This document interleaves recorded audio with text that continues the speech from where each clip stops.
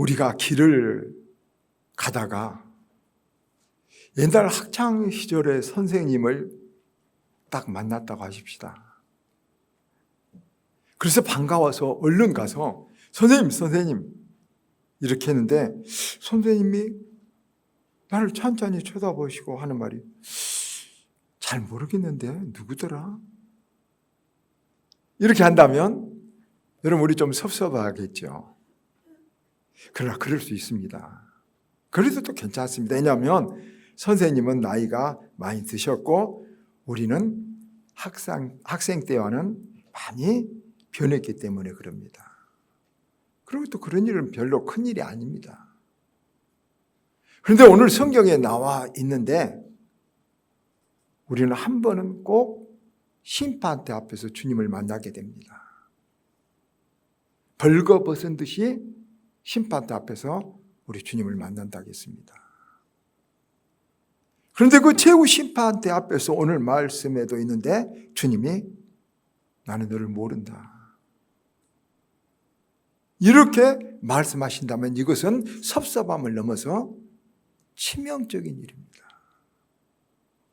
성경에 보면 예수님께서 나는 너를 안다. 그러면 예수님은 오른쪽으로 천국으로 문으로 들어가고 열리고 나는 너를 모른다고 하면 하나님 왼쪽에 있는 지옥의 문으로 들어가서 영벌을 받게 된다고 했기 때문입니다.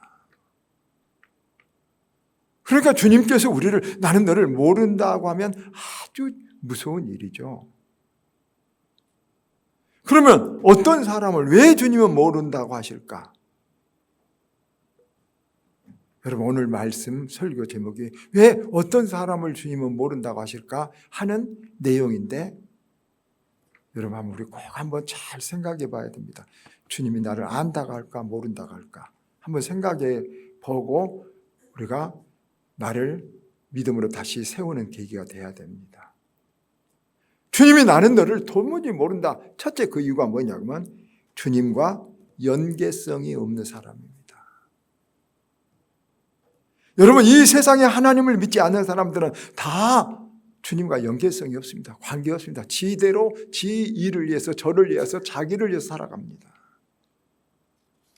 사실 이 세상의 모든 만물은 다 존재하는 목적이 있는 것입니다. 여러분 우리가 그런 말 들었죠? 지렁이가 우리는 왜 지렁이가 있을까? 그렇지만 지렁이가 없으면 흙이 산성화돼서 나무가 안 자라버려요. 미생물이 없으면.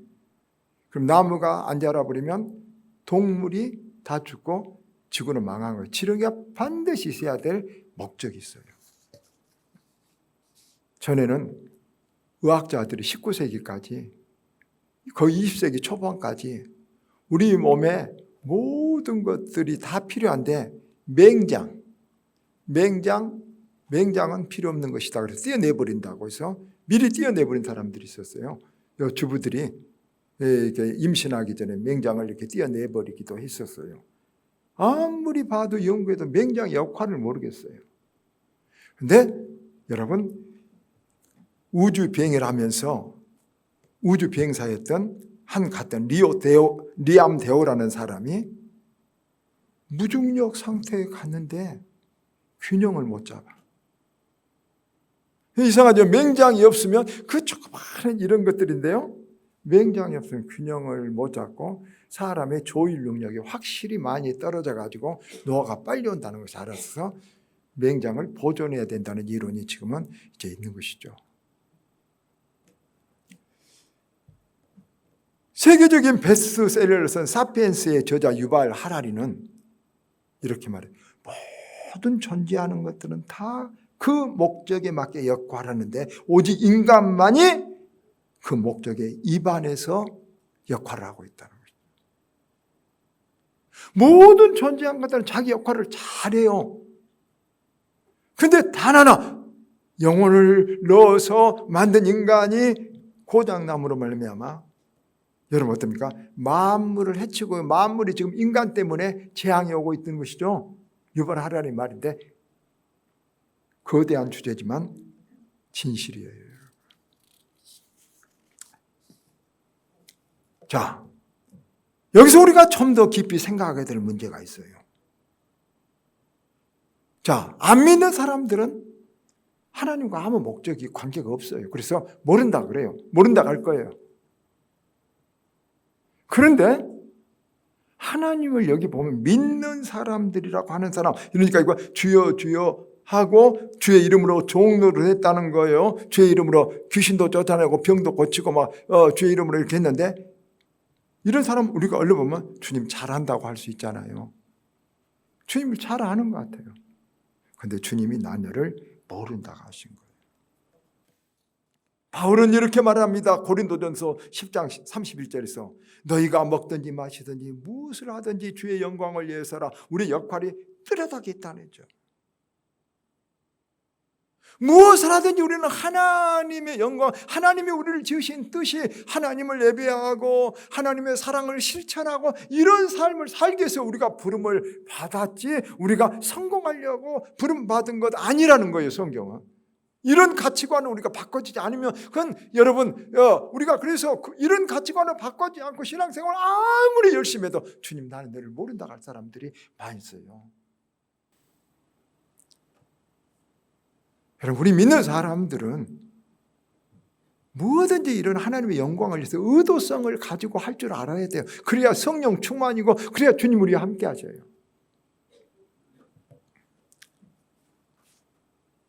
무엇인가 잘하고 성공하는 사람들, 훌륭한 사람들은 무슨 일을 하든지 의도성을 가지고 해요. 그냥 습관대로 무의식적으로 아무렇게나 하는 것이 아니라는 것이죠.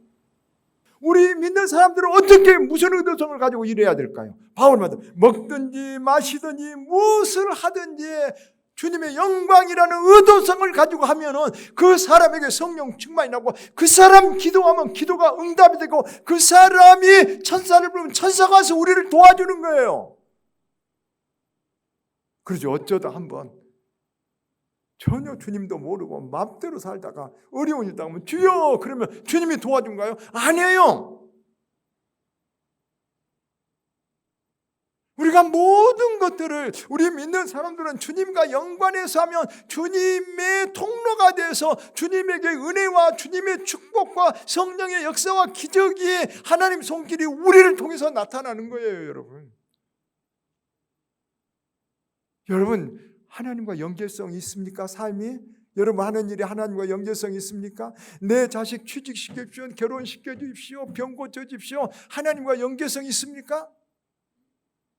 없으면 하나님 나 그 기도 모른다 그래요. 있어야 하나님이 허락하신다는 사실을 잊지 마시기를 바랍니다.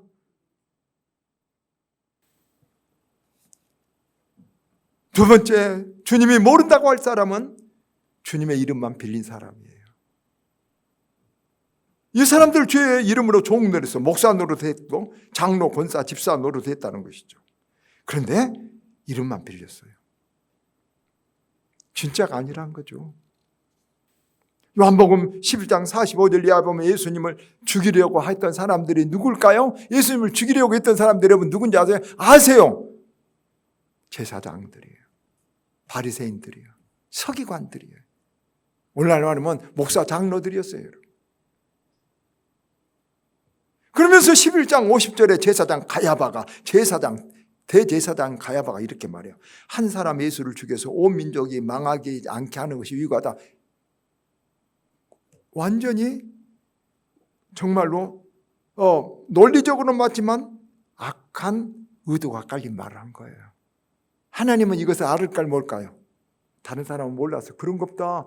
대제사장이 기가 막힌 지혜가 됐다 그러지만 하나님은 네 의도가 네가 참 제사장이 아니구나. 여러분 대제사장이 했는데 이런 주님께 하나님께 해로운 짓을 하는 거예요. 이게 가짜가 진짜를 몰아내는 거죠. 이것을 여러분 악화가 양화를 구축한다. 그레시안 법칙이라 그래요. 뭐냐 그러면 나쁜 것이 좋은 것을 위축시키고 몰아내는 거예요. 악화가 양화를 구축한다는 거예요. 그러니까 가짜가 먹히고 진짜가 먹히지 않는다는 거죠. 이 세상이 어때요? 가짜가 먹히고 진짜가 먹히지 않아요. 그래서 여러분 어떠냐면 악화가 양화를 구축하고 있는 곳은 처음에는 반짝 좋아요. 그러나 망하는 거예요. 우리 아박교회는 악화가 양화를 구축하는 그런 일이 없고, 여러분 어때야 되겠어요? 정말로 우리 주님 이름만 빌리지 않는, 이름만 빌린 그런 사람들 되지 않기를 바랍니다. 이름만 빌린 사람 되지 않아야 됩니다.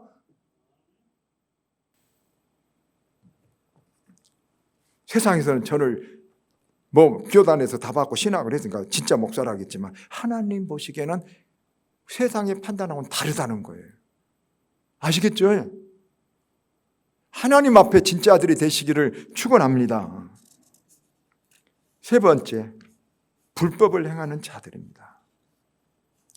주님이 불법을 행하는 자들아, 내가 너희를 도무지 모른다, 물러가라 그랬죠. 여러분, 여기 불법을 행한 자들이라는 말, 그 사람들은 율법을 지켰고 문화를 잘 지켰거든요.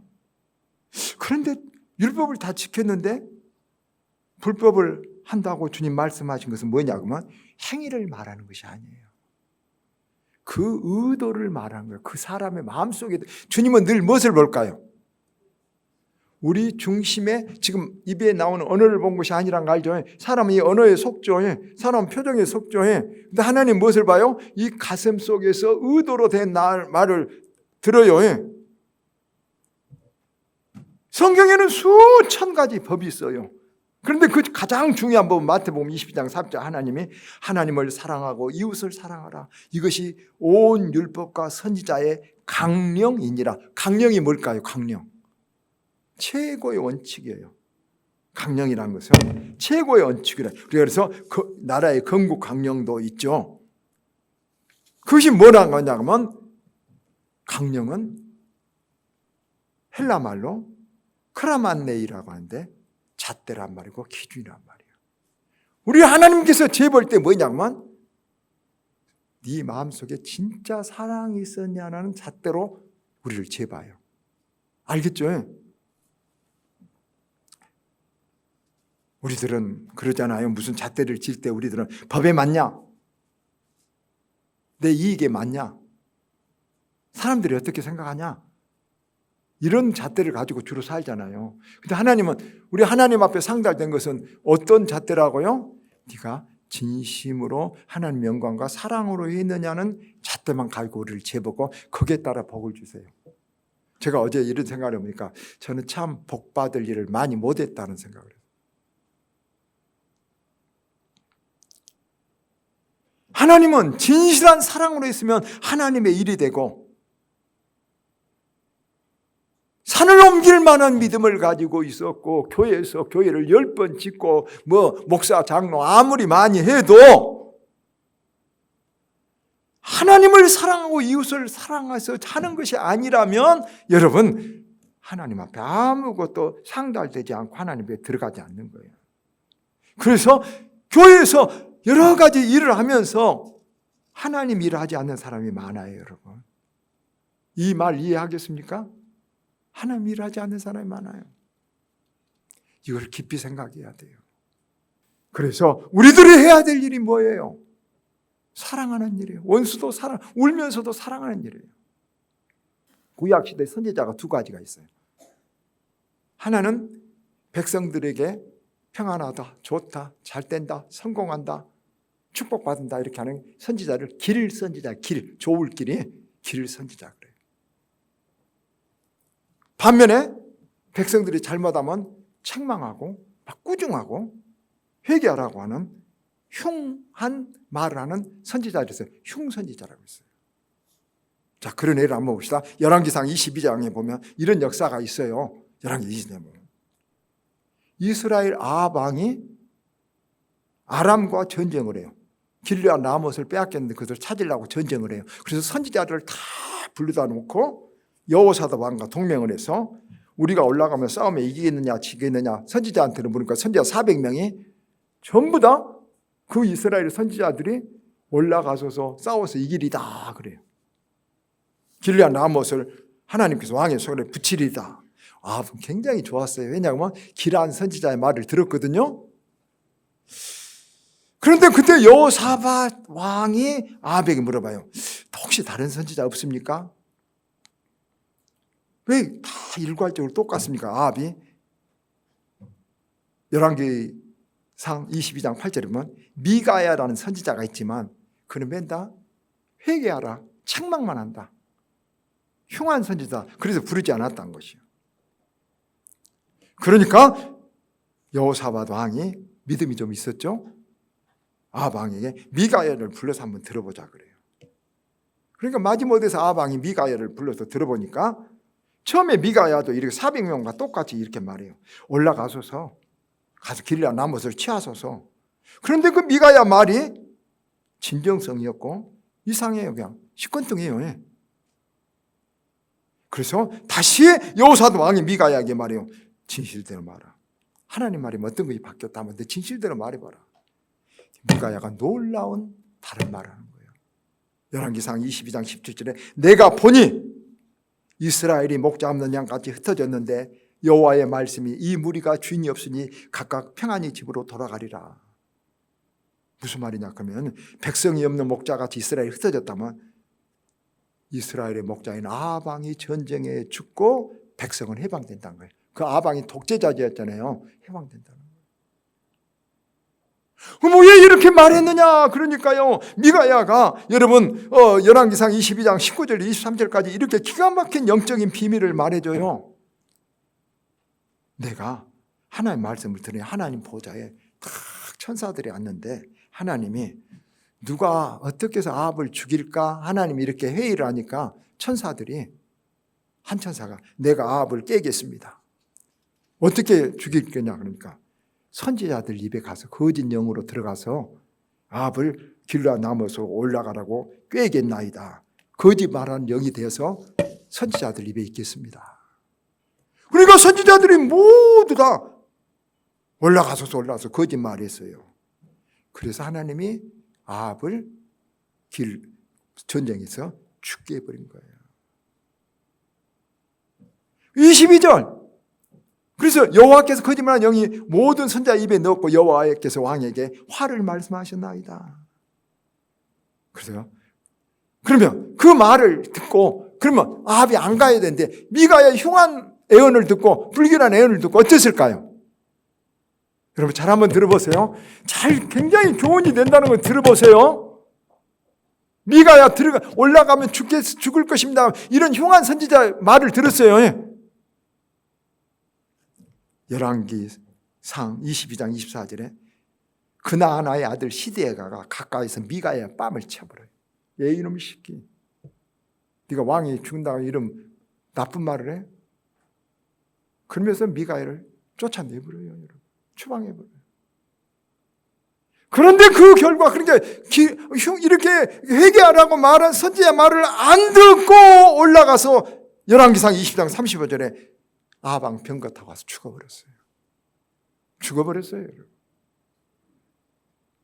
사랑하는 여러분, 나쁜 말 들은 거, 아픈 말 들은 건 싫어요. 굉장히 괴롭고 싫어요. 그러나 이것을 들을 줄 알 때 여러분 축복이 오는 거예요. 고쳐지는 거예요. 사는 거예요. 이것을 들을 줄 모르는 사람은 세상에서도 신앙에서도 하나님 모른다고 세상도 여러분 그 사람 좋아하지 성공하지 못해요. 반대로 이런 예언자도 있었어요. 아모스 선지자 여러분 알죠? 아모스 4장에 보면 부자 귀부인들이 와서 아모스에게 좋은 설교를 해주라 그래요. 아모스가 뭐라고 한 줄 아십니까? 아모스 4장에 보면 이 바산의 암소들아, 너희들 살찐 암소들이구나. 그 암소들이 비단으로 몸을 감았구나. 잔치날 잡으려고 기른 살찐 암소들이구나. 여러분 귀부인들한테 그렇게 설교해버리면 귀부인들이 좋아하겠어요? 그런데 이 아모스의 설교를 그때 몇몇 귀부인들이 통회하며 받아들여요. 거기에 살아있는 사람이 있는 거예요. 영으로 깨어있는 몇 사람 때문에 여러분 사는 거예요. 흉한 선지자의 예언과 내게 아픈 말을 잘 약처럼 쓴 약처럼 삼킬 줄 아는 사람은 죽음의 병을 살려내는 힘이 있는 거예요. 하나님의 말씀이 그렇다는 것이죠. 지금 우리가 사는 이 시대는 여러분 참 선지자가 필요해. 회개하라고 하는 선지자가 필요해. 그러나 여러분 보세요. 여러분 좋다 잘 된다 다 괜찮다. 여러분 중국의 저 삼자교회처럼 주일 안 지켜도 괜찮아. 11조 안 해도 괜찮아. 다 사정이 있어. 사는 것이 먼저지.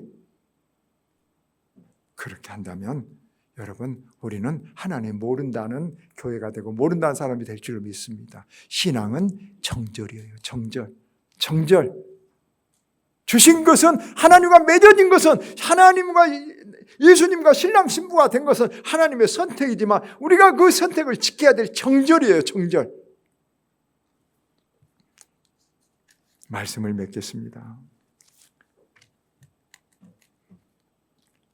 숭일 고등학교에서 퇴직한 허옥 선생님이라고 선생님이 있어요. 제 고등학교 때 선생님이었어요. 그런데 제가 광주에 와서 숭일학교 설교로 갔는데 누가 저한테 다가오더니 오몽근 목사님, 그리고 오몽근 저를 자꾸 쳐다보면서 그래요. 저는 여기가 보다 보니까 누가 아는 사람 같아요. 나 호옥이라는 선생인데 알겠어요? 숭일학교에서 은퇴하신 목사님. 고등학교 때 선생님이 저를 숭일학교 설교를 하니까 알아보고 그래서 반갑게 맞았고 지금도 인사 다니고 식사도 같이 하고 그렇게 합니다. 세상에 30년 거의 제가 여기 강조할 때 47살인가 6살 때 왔잖아요. 한 20년 30년 만에 알아보니까 얼마나 좋아요. 여러분 나는 너를 안다. 반가운 말이에요. 주님이 우리를 안다는 것은 우리가 구원받았다는 거예요. 주님이 너를 모른다는 것은 여러분 밖에 어두운 곳에서 슬피 울며 이를 갈미라 쫓겨나서 여러분 지옥으로 떨어진다는 말이에요. 주님이 아는 자들이 돼야 됩니다. 어떠세요? 주님이 아는 자가 돼야 됩니까? 주님과 연계성이 있어야 됩니다. 우리의 삶이. 우리의 일이 주님과 관계가 있어야 됩니다. 또 하나 가짜가 아니라 진짜야 됩니다. 가짜를 따라서 싸다고 대가 지불하지 않는다고 가짜의 악화가 양화를 구축하는 그런 교회 그런 성도들 되지 마시기를 바랍니다.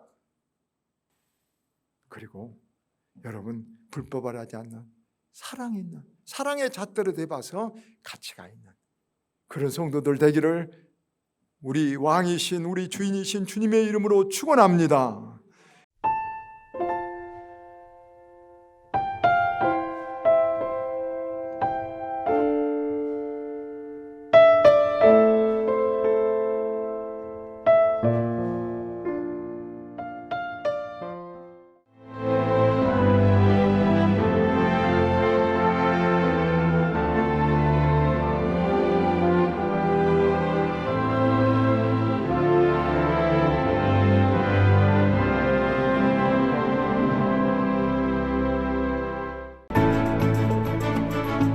일 년 12달 꽃피는 섬이 있습니다. 천사섬 신안 사계절 꽃축제.